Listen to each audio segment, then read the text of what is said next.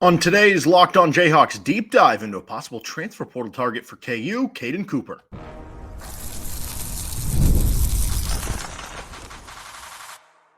You are Locked On Jayhawks, your daily podcast on the Kansas Jayhawks. Part of the Locked On Podcast Network, your team every day.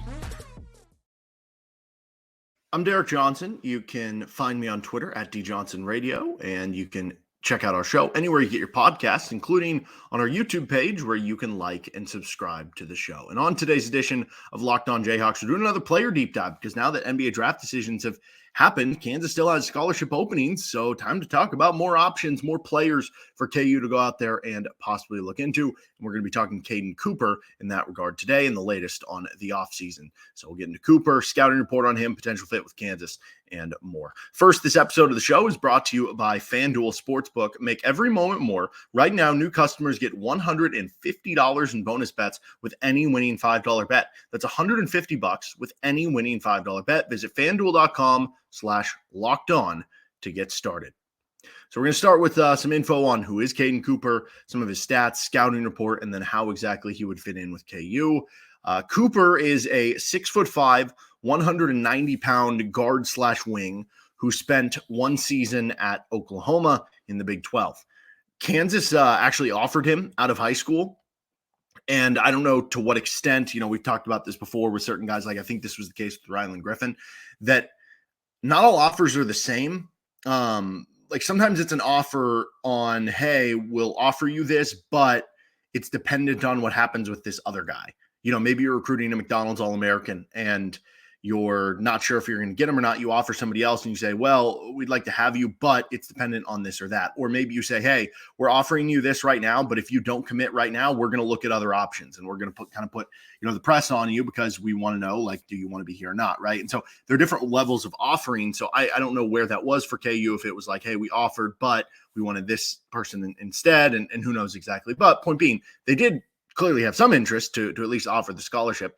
There hasn't been, I don't believe, any reported interest so far this offseason, but you would think that those connections, those tie-ins have maybe already been made, that, certainly this would be one that maybe would make some sense, especially if you're looking at the 12th scholarship that they'd be filling here as maybe more of a developmental one, as opposed to one who's going to come in and be a player like a Jaxson Robinson or Uga Poplar, who you expect to play, solid minutes on the team. So Cooper came into Norman as a top 70 prospect in the country. That was by both 24/7 Sports and on the 24/7 Composite. So, one of the better recruits in the country, which is why Kansas offered him out of high school. Here is the scouting report from Adam Finkelstein of 24/7 Sports on him. This isn't everything, but reading a couple, excerpts from it. Long athletic wing with broad shoulders, cut up frame that pops at first glance, extremely long, explosive leaper, and powerful. He takes pride in the defensive end of the floor and has a chance to become one of the best overall defenders in this national class. Skill set is a work in progress, trending in the right direction. Only shot 29% behind the three-point line in Adidas play, but has shown long-term shooting potential, 73% at the foul line. And ultimately, Cooper is older for his grade. He's nonetheless a prospect who has clear untapped potential. So very good athlete, potential to be an elite defender that you heard there. At 6'5", you can play him at the 2, the 3, right? And kind of get a bunch of different versatile options there. And there's at least potential with the shooting, even if it's not all the way quite there right now. And I think the athleticism part is what really intrigues me. Bill Self is always looking to improve his athleticism. And having guys who can play athletes or who can be athletes, play defense, dunk on someone and change the momentum of a game, like certainly that is a lot of fun to have on your team. You can't build a full roster with it because then you end up with a team who, can't shoot. But if you have one of those guys who can kind of be that guy, like I guess think back to, you have a team with Devon Dotson and Udoka Azubuike, and yeah, you have Marcus Garrett, who's not a great shooter, but he's just this dominant defender to play off of everybody. Now he wasn't quite maybe the athlete there in terms of the verticality and everything, but yeah, I mean, there's a lot of use for a player like that. And last season for Oklahoma, Cooper appeared in 15 games as a true freshman. He only played 4.5 minutes per game. He averaged 1.5 points per game, 0.9 rebounds per game. He had 0 assists on the season to 4 turnovers. So you're sitting there going, okay, why would Kansas kick the tires on that, right? This is somebody who wasn't really playing for an Oklahoma team that was obviously worse than you in Big 12 play. He did go 7 of 15 shooting, 3 of 6 from 3, 5 of 8 on free throws. So actually those are solid numbers there, but that's such a small sample size that you can't take anything away from that. He did only play in 7 Big 12 games, but he did play 12 minutes in the Big 12 tournament loss. So I don't know if that was something that Oklahoma had some sort of injuries or something at the end of their season for their final game in the Big 12 tournament there, or if that had something to do with maybe he just improved and started to earn more minutes and played well in the minutes he got in that game, and that earned him more minutes for the rest of the game. I don't know. But he did play 12 minutes in the Big 12 tournament game, which is encouraging. It was a loss to TCU. He had 3 points and 4 rebounds. But again, why would you bring on someone like this if they weren't exactly playing there? Well, I don't think the expectation would be, if you bring on Kaden Cooper, that he's going to automatically be a starter in year one, that he's going to be playing 25 minutes per game for you when you bring him on. I think the idea would be that you can bring him on and kind of develop him in the program, and maybe by his second year in the program, he can become a quality role player. Maybe by his third year in the program, he becomes a starter for your team, right? That he becomes your defensive stopper or something like that. The idea here would be bringing in more of a reserve type player who can develop into something more. And there's real arguments about, I think in today's day and age with the transfer portal, where players can transfer as many times they want, not have to sit out, is it worth using a scholarship on a player like that anymore? And it's impossible to tell, because in some cases, yes, like it's great. And we've talked about this before. Bill Self does best when he has players who have been in his program for multiple years, for several seasons, where they get to know everything that he wants and the system and everything that's demanded of them. And those are the best teams at KU under Bill Self. But the problem with that nowadays is so many kids transfer after not playing as much as they wanted to after a year. Now, some of the transfers we see from schools, and this applies to Kansas and other schools across the country, aren't just the kid saying, hey, I want to go get more playing time elsewhere. It's maybe Bill Self or Kansas saying, hey, FYI, we recruited this guy coming in. We have this guy coming back. We went to the transfer portal to grab this guy. You're probably not going to play much. And so if you want to ride the bench here, that's fine. But if you want your best opportunity for yourself, you should go somewhere else. And it's kind of showing them the door, right? So that happens too, where it's not always about Kansas. But point being, it's almost impossible to me to expect, like, it's one thing if you bring in a high school kid and he's ranked 120th in the country, and your plans are, hey, let's redshirt him, and then we'll have him develop for a few years. And then by the time he's a redshirt junior, he's going to be a rotation player. By the time he's a redshirt senior, he might be a starter, right? How often does that happen anymore? After the first year when he redshirts, how often does that kid just transfer? Let alone after the second year. We see that all the time. So as much as it would be a good thing, I think, you do have to keep that in the back of your mind, that it's not so easy just to say, hey, this 12th scholarship player for KU, let's bring on somebody who we can develop for a year. Because who knows? After a year of development, he might go, I didn't really play much on last year's team. And even if the whole idea was to play more in year two, he might go, but I see all these other guys who were better than me last year. I'm out, I'm transferring. And then it's like that whole year of development and using that scholarship there was pointless. So then at that point, do you just say, well, let's just use it on the best player we can get each and every year, knowing that there will be another good player we can bring in with that same scholarship the next year in the portal. And that's kind of a philosophical thing. Anyway, more stuff here on Cooper. Not a ton of synergy notes because so low in terms of the number of possessions and shot volume. So I don't want to really take any of that. But I will say he did rank in the 92nd percentile defensively. Again, very low sample size. But that backs up the scouting report we just heard about him having the potential to be one of the best defenders in the class. So that's a way to get on the court with Bill Self, right? And if you think about it with Oklahoma, Porter Moser, typically his teams, yes, they when you go back to his Loyola Chicago days, like they had great defenses. But the one thing through his time at Loyola Chicago and Oklahoma, he wants guys who can, pass, dribble, shoot, I guess maybe would be the way of putting it, that you have guys who can cut and stuff like that. Like, we haven't seen as many of the defensive stopper types be on Oklahoma, so to speak. Like, it's more so, I don't know, maybe that's unfair, but maybe it would be a better fit with Bill Self, who does value that defense in such another way. So obviously what makes Cooper interesting here is his potential and someone who could take a leap this year or maybe in a few years. He's a potential play. He's a future play if you bring him in. But that's not a bad thought either with how the competition in the rotation might already be. So even though there are my worries about, nowadays, how much can you really bring on kids on your roster that are going to be developmental players, because half the time you don't actually get to see the fruits of your labor there. But with how competitive the rotation might already be, it might not hurt if it's your 12th scholarship player is more of a future player, as long as everybody can kind of get on the same page there. All right, let's talk about the fit with KU potentially on this episode of Locked On Jayhawks. First, this episode is brought to you by LinkedIn Jobs. When you're hiring for your small business, you want to find quality professionals that are right for the role. That's why you have to check out LinkedIn Jobs. LinkedIn Jobs has the tools to help you find the right professionals for your team faster and for free. LinkedIn isn't just another job board. They help you hire professionals you can't find anywhere else, even those who aren't actively searching for a new job, but might be open to the perfect role. In a given month, over 70% of LinkedIn users don't visit other leading job sites. So if you're not looking on LinkedIn, you're looking in the wrong place. On LinkedIn, 86% of small businesses get a qualified candidate within 24 hours. Hire professionals like a professional on LinkedIn. LinkedIn knows that small businesses are wearing so many hats and might not have the time or resources to hire.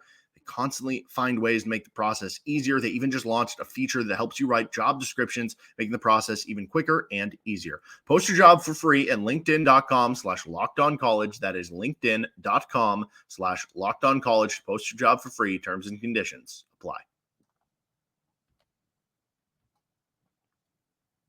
All right, continuing on this episode of Locked On Jayhawks with a potential fit conversation with Kaden Cooper, the Oklahoma transfer who is in the portal here, and then we'll finish up with the latest in the portal for KU. So I think when you're looking at fit, he would be somebody who would play the 2 or the 3. At 190 pounds, you're not going to be playing the 4. Even at 6'5", you're kind of stretching it there. It's hard to say without knowing like the wingspan specifically how that works. But yeah, probably not as much a point guard either. So you're looking at somebody who can come in and be the 2-3, and that would make sense if you're losing.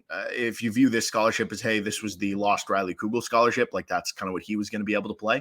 And I think you could argue that you would have a competition for if you are going to play a 9-man rotation, because again, going back to the idea of, to me, like 6, I guess 7 in a way feels set in that, like, and even with, I don't know, Marco Jackson, like to be 8.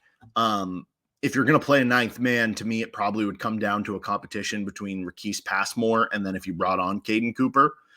And so the competition would be interesting because they're both guys who were ranked pretty similarly. Passmore a little bit higher for his class, but Cooper would have a year of college under his belt. Now, neither would have a year in the system at KU, but I think that would be the competition for maybe getting that 9th man spot, which maybe Bill Self expands the rotation a little bit. There have been some years, we'll do an episode on that later, where they have gotten that deep, or it's just more often spot minutes sometimes is what the 9th man role kind of ends up being. But I think that would be the competition. Maybe you end up redshirting or something like that, right? And then you can develop for another year. And I think that's kind of the point here, whether it is 9th man, 8th man, or not really playing or redshirting. And it is more about developing for a year and then getting you ready for the 2025 to 2026 season. Because you fast forward a year and KU would be losing DeJuan Harris. KU would be losing KJ Adams, Hunter Dickinson, Zeke Mayo, right? And that doesn't even count anybody that would go pro or would transfer into the portal, right? And so when you're looking at the possible 2025 to 2026 roster, well, you could have a junior era Marco Jackson and a senior Ryland Griffin and senior AJ Storr and redshirt senior Zach Clemens, sophomore Flory Badunga, and a sophomore Marquise Passmore, and a junior redshirt sophomore Jamari McDowell at that point. There's a lot of opportunities open at that point. There's a possible opportunity that would open up on the wing to be a starting position, right? Because if you're just looking at the potential starters for KU, if you're going to count DeJuan, Hunter, and KJ as starters, that's 3 starters gone. And even if you're assuming Storr and Griffin would be back for another year after this one, which again, one of them could go pro after the year, you probably are moving Storr down to the 4 at that point, and you have one wing spot open to be a starter, and boom, like, again, there goes that competition with Marquise Passmore or Kaden Cooper at that point, right? So this would be more of a future play and a developmental play at that. And I think I mentioned this with Noah Shelby when he committed and when we were doing the deep dive on the Rice transfer, Noah Shelby. But I think it applies even more so here when you're talking about Kaden Cooper. He is a former top 70 prospect. He's a former he is a really good athlete. Was well known for being a super athletic recruit. This would almost be like buying in early at a lower cost. And it doesn't guarantee that you're going to get your money's worth out of it necessarily. But the idea here is with Cooper, okay, maybe it's by year 2, year 3, year 4, who knows? At some point in time, if you hit your potential, if you turn into this, shutdown defender who is a super good athlete and can really work hard in transition, which we know KU has a lot of good teams where they have really good transition play. The ceiling on that, you're able to kind of buy low in now.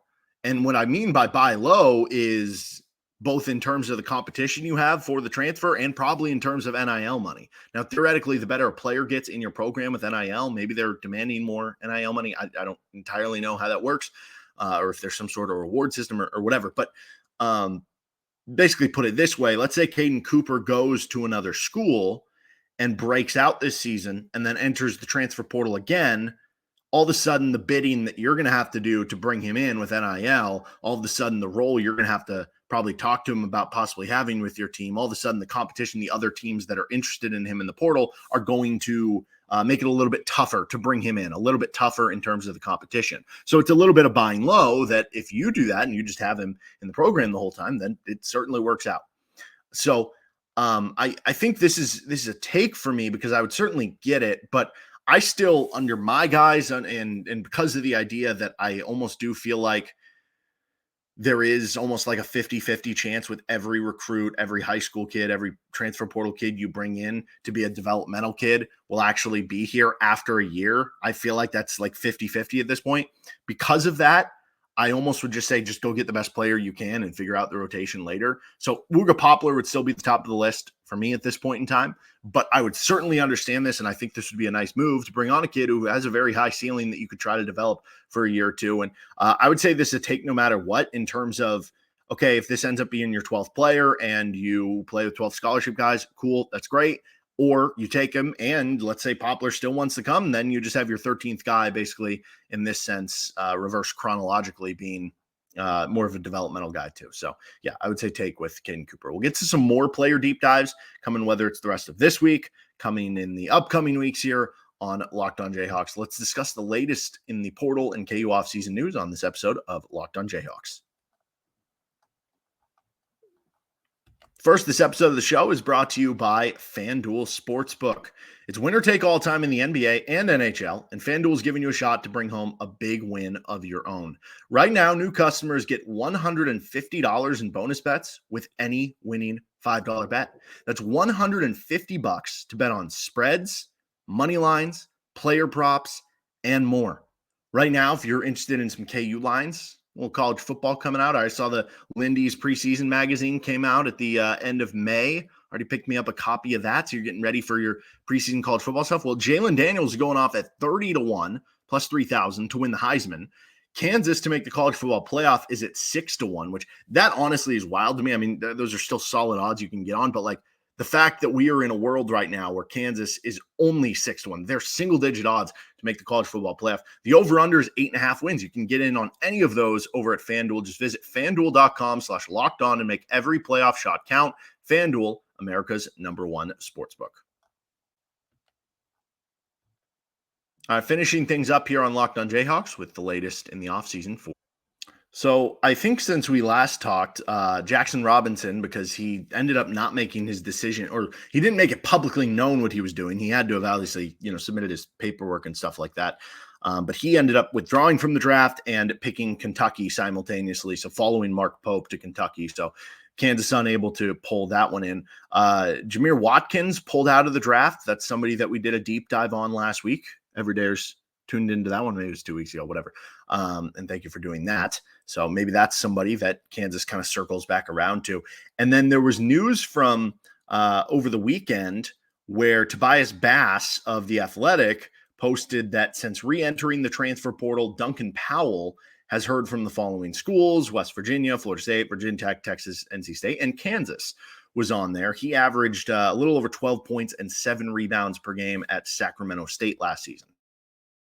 So again, this would be interesting to me because you're talking about a player who, obviously it's Sacramento State. That would be a big jump up. But what that would tell me was maybe Kansas could almost view it as, hey, if we bring in a 12th player, maybe it doesn't have to be a developmental guy necessarily, although I believe Powell still has multiple years.